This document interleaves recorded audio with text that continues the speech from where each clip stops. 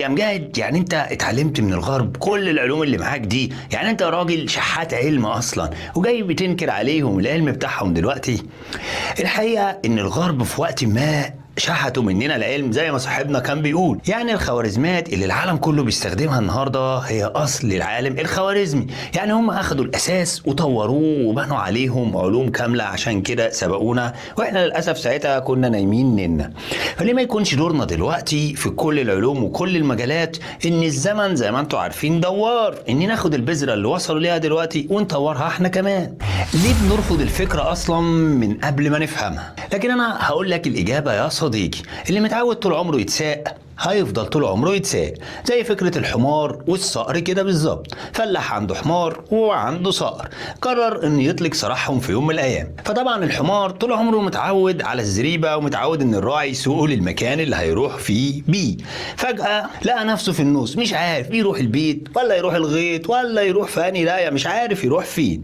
لكن النسر او الصقر طار لفوق في السماء وشايف بعينه رؤية بعيدة مختلفة تماما عن لا مؤاخذة الحمار.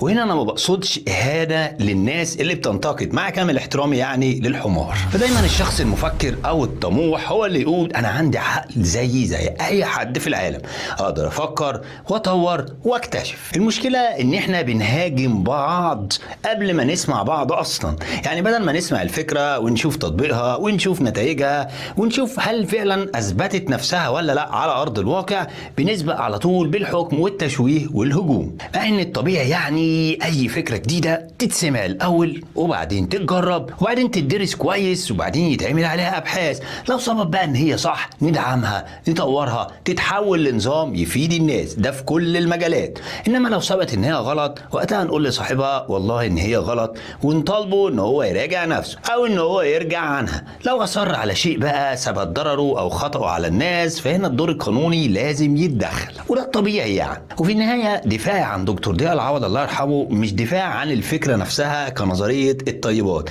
لكن دفاع ضد الإهانة والسخرية والتقليل من قيمة وقامة علمية طبية مصرية حط لي تحتيها 10 خطوط. مهما اختلفت معاه، مهما كنت شايف انه غلط، الاحترام واجب على الجميع. وسامحوني بقى لو تلفظت بأي لفظ كده جوه الفيديو ده، الواحد برضه مش زهق والزعل على الراجل، لأن العلم عمره ما اتبنى بالإهانة، العلم اتبنى بالسؤال والبحث والتجربة والدليل.